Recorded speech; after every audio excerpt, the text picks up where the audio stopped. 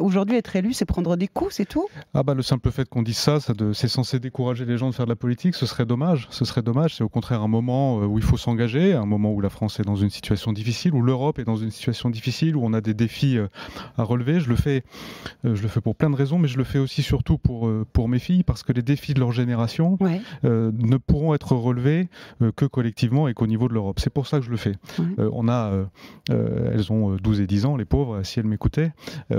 Mais c'est pas pour soi qu'on le fait, parce qu'en effet, les raisons de ne pas faire de la politique dans le monde d'aujourd'hui, elles sont très nombreuses. Et d'ailleurs, c'est un vrai sujet de voir que dans toutes les classes d'âge, des éléments les plus prometteurs, il y a 20 ans, tout le monde voulait faire de la politique et qu'aujourd'hui, plus personne ne veut en faire. Absolument. Vous-même, vous préférez l'Europe à la France, c'est pas normal de quitter Matignon. Mais j'ai été très surpris de votre présentation des choses, comme si en se présentant aux élections européennes, c'était une manière de quitter la France. C'est au contraire une manière de la défendre.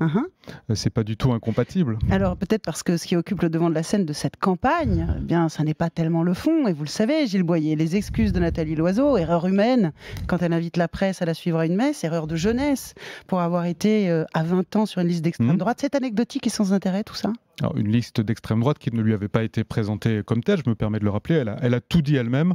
Est-ce que c'est anecdotique? Je ne sais pas. Est-ce que c'est sans intérêt?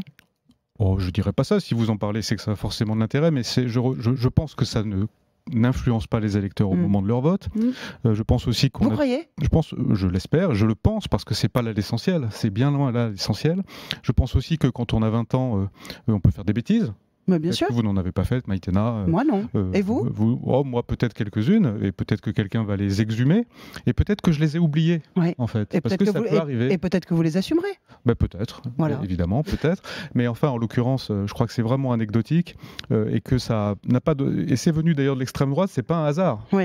C'est pas un hasard si cette affaire a été exhumée par l'extrême droite elle-même, qui cherche à discréditer ou à affaiblir Nathalie dans son combat. Vous parlez alors que depuis qu'elle s'est engagée en politique... C'est Mediapart qui sort ça. C'est sur une information de minutes, qui n'est pas précisément un journal de gauche. Et précisément à un moment où Nathalie avait fait la démonstration que la raison même de son engagement, c'était le combat contre l'extrême droite. Il faut dire que le contexte ne vous aide pas beaucoup, entre les Gilets jaunes, à parler du fond, je veux dire, entre les Gilets jaunes, les annonces du président espérées, attendues, annoncées, annulées, Notre-Dame, la suspension de campagne. Nous voilà tranquillou bilou, Gilles Boyer, on est le 25 avril, à un mois du vote, et il ne s'est rien passé. Alors il ne s'est pas rien passé, c'est pas gentil pour nous, parce que nous on bat la campagne, on bat les estrades, on tourne dans toute la France pour essayer de prêcher la bonne parole. C'est vrai que les élections intermédiaires en général en France sont toujours soumises au contexte national et aux événements qui peuvent se passer. L'événement tragique de Notre-Dame, il a des conséquences sur notre campagne, et d'ailleurs il passe bien avant en vérité. Il est beaucoup plus important, beaucoup plus lourd de sens. Les annonces du président qui sont attendues ce soir sont évidemment très importantes dans notre campagne, donc tout est dans tout.